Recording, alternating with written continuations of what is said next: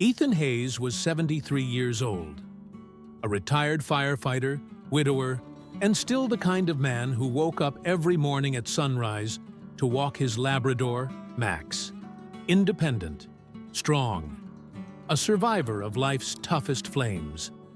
But one ordinary morning, his neighbor found him unconscious on the bathroom floor. No blood, no fall, no warning, just silence. Behind that silence was a private act at the wrong time. One decision, a seemingly harmless moment of pleasure, nearly ended everything. I'm Dr. Lucas Bennett, a senior wellness specialist with over 25 years of experience helping older adults reclaim their strength without shame, guesswork, or risky medications. And what I'm about to reveal may shock you. Because while younger men are often told that self-pleasure is normal, even healthy, for men over 60, the timing of this habit can quietly become one of the most dangerous decisions they make. Not because of morality, but because of physiology. Blood pressure surges, heart rhythm shifts, falls, blackouts, even sudden death. This isn't fear-mongering, it's fact. And it's the reason so many strong, capable men lose their independence in a single moment. If you're over 60, this is the video no one warned you to watch, but your body is begging you to hear. Press 1 now to discover the most dangerous time of day for seniors to masturbate, and the hidden consequences you need to know. Ethan never thought twice about it. He'd wake up, stretch, drink half a glass of water, and sometimes, in the stillness of the early morning, indulge in a little release. It was his way of staying connected to himself, especially after losing his wife 3 years ago. No harm, no foul. Or so he thought. But one morning, everything changed. He had just finished, still standing. The bathroom mirror fogged from the heat of the shower. And then, black, just like a switch flipped. He woke up in a hospital room with a bandage on his forehead and a sharp pain in his hip. The nurse told him he'd passed out, hit the edge of the sink, and lay unconscious for at least 20 minutes before his neighbor, Victoria, knocked and eventually called 911. The diagnosis? Orthostatic hypotension, a sudden drop in blood pressure, triggered by a combination of dehydration, post-sleep hormone surges, and unexpected physical exertion. The doctor gently asked if he had engaged in any activity that might have elevated his heart rate. Ethan, embarrassed, nodded. That moment broke him. He couldn't walk without a cane for 3 months. The independence he cherished was suddenly gone. And worse, he realized that no one had ever warned him that something as natural, as normal, as private as masturbation could carry such serious risks at his age. The doctor told him, "Ethan, you didn't do anything wrong. You just did it at the wrong time." That line haunted him. How many other men were waking up every morning doing the same thing, unaware that their bodies, weakened subtly by age, medications, or undiagnosed heart conditions, were no longer able to handle that sudden surge of stimulation? How many more would fall, alone, unseen, and unprepared? Ethan's story isn't rare, it's just rarely told, because the truth is uncomfortable. And yet, it's exactly the kind of truth that could save lives. That's why Dr. Lucas made it his mission to reveal the 7 specific times of day when older men are most at risk, and the one time that's actually safest.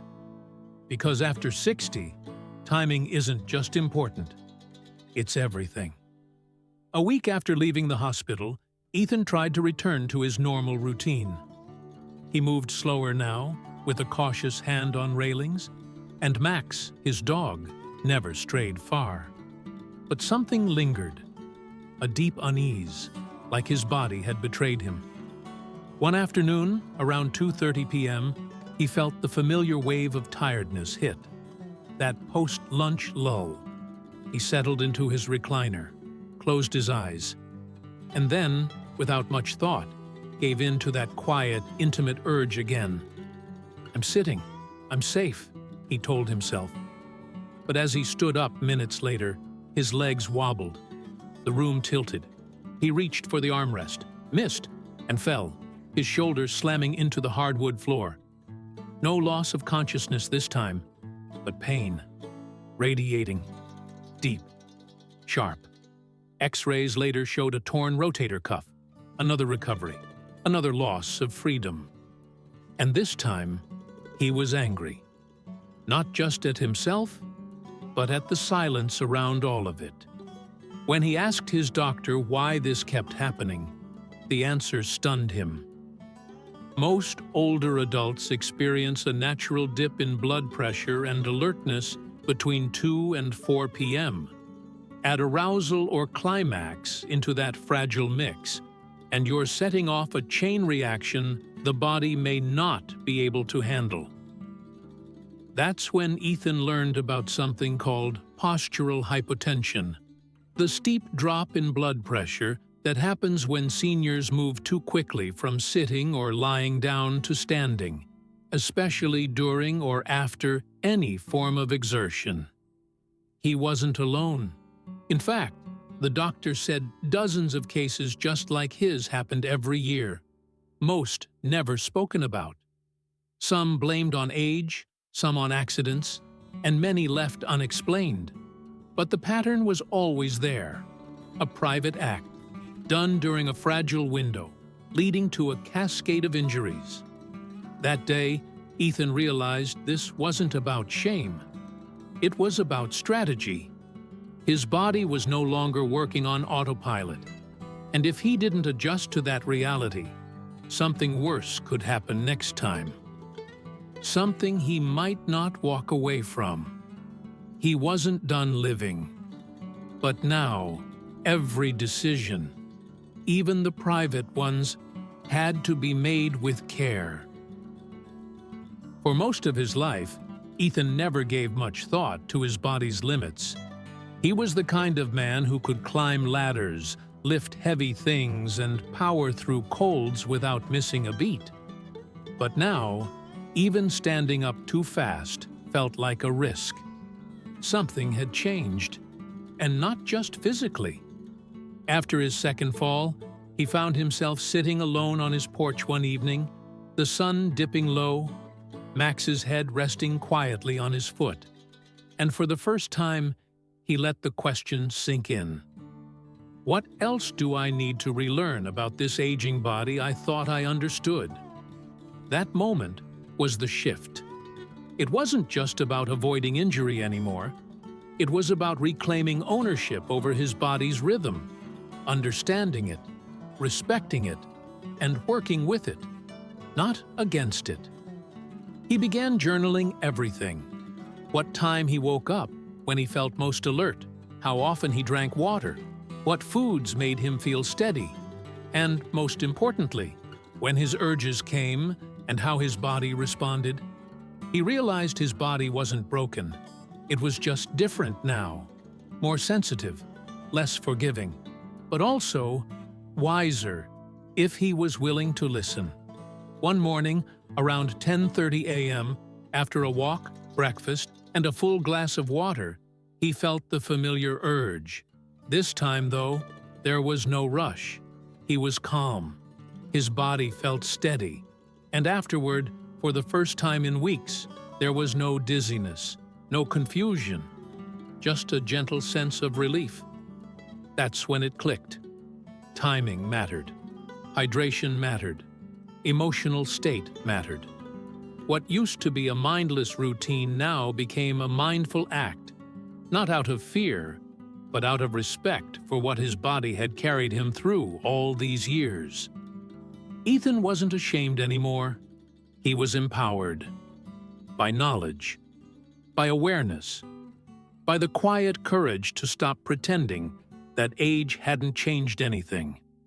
He started talking about it, with his doctor, with a few friends at the senior center, even in a private online forum for older men.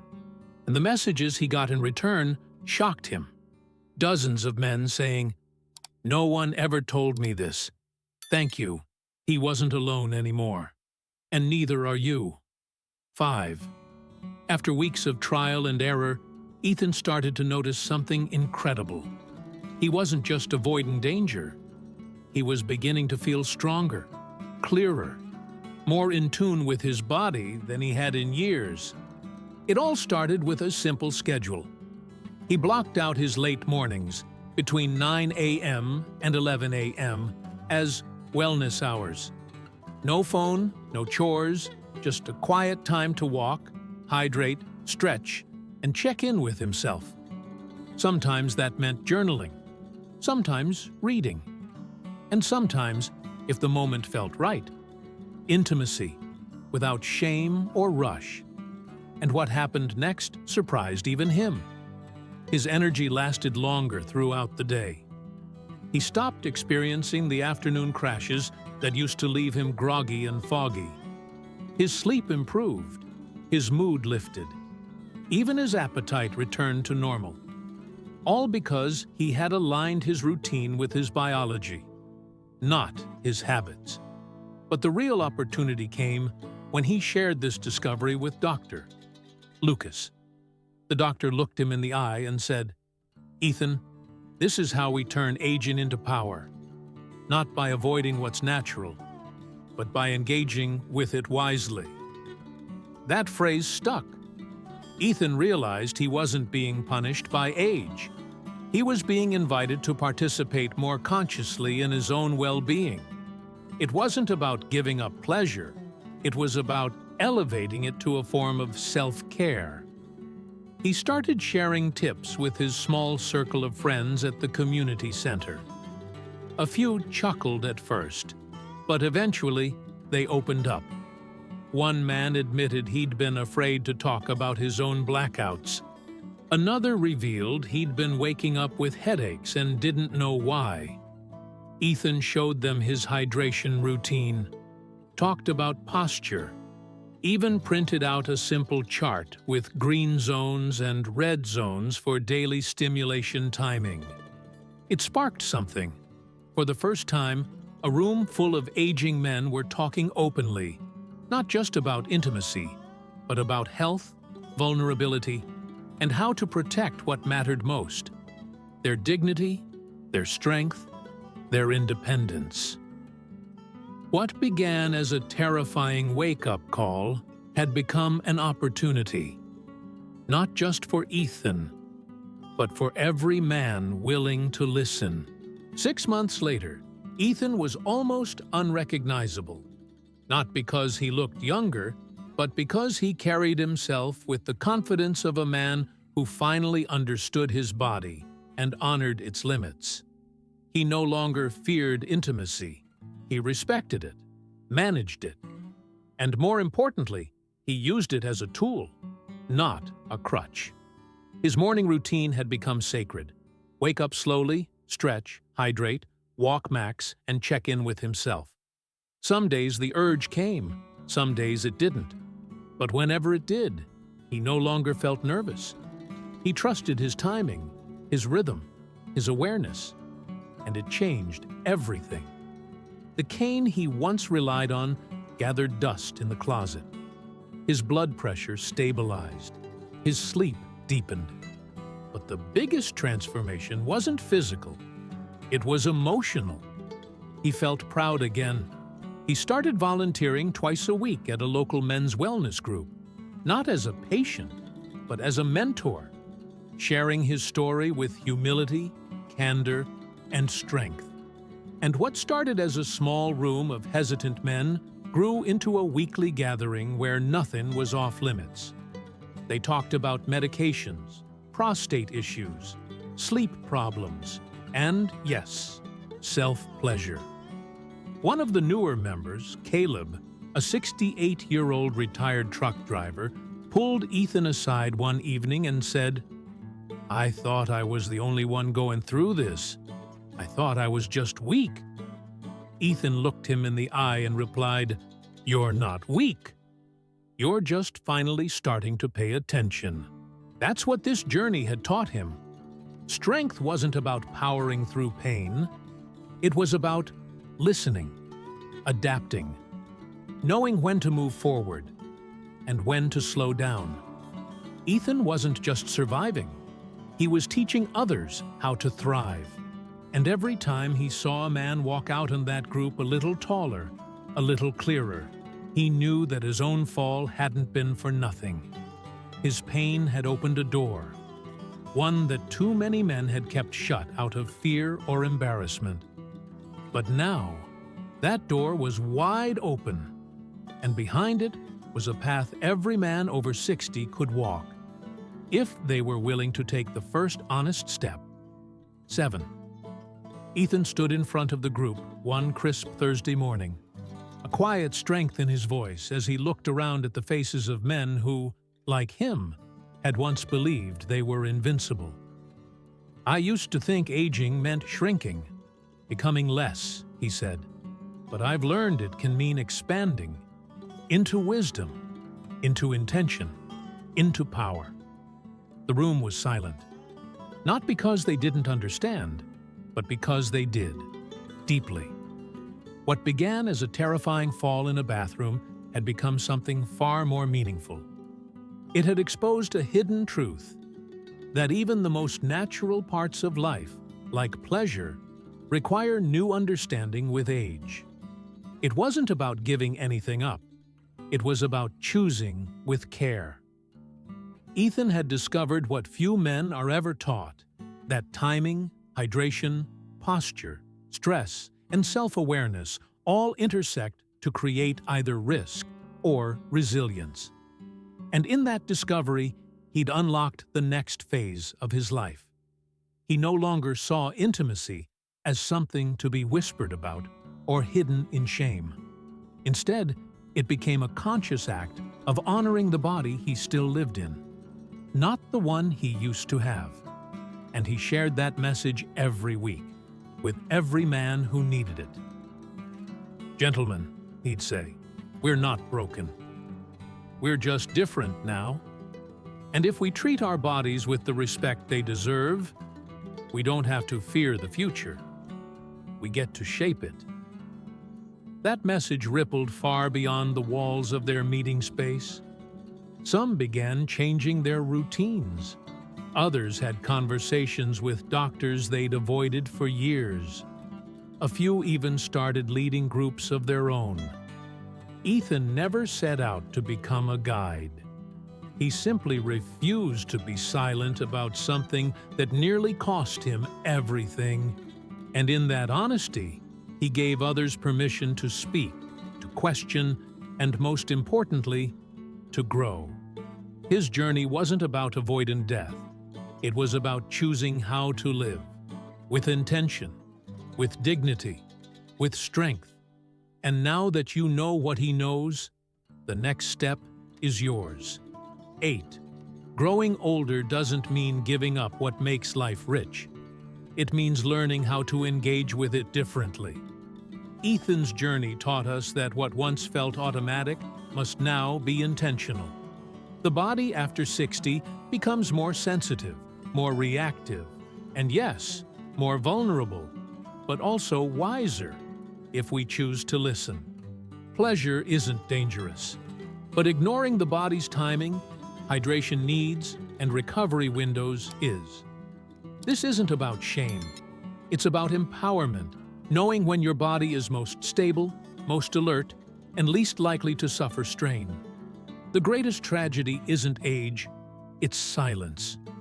When we fail to speak about the realities of senior health, we trap men in preventable suffering. Ethan broke that silence, and in doing so, reclaimed his strength. The lesson? Your habits matter, your timing matters, and your life still holds immense value when guided by awareness. Starting today, take 5 simple steps. 1. Hydrate first thing in the morning. Aim for a full glass of water. 2. Wait at least 90 minutes after waking before any intense activity. 3. Avoid self-stimulation right after meals, during emotional stress, or when feeling fatigued. Use late morning, 9 to 11 a.m., as your ideal window for any intimate moment. 5. Journal your patterns. Note energy levels, hydration, emotional state, and how your body responds. This awareness can prevent falls, dizziness, and long-term strain. It's not about restriction. It's about choosing the right moment for your body's current rhythm. With small adjustments, you don't lose freedom. You protect it. Thank you for watching. If you enjoyed this, please like and share with your friends. Your support keeps these stories alive. Don't forget to subscribe so you never miss a new episode. And if today's story touched your heart, leave a comment. I'd love to hear from you. Take care, stay well, and see you in the next story.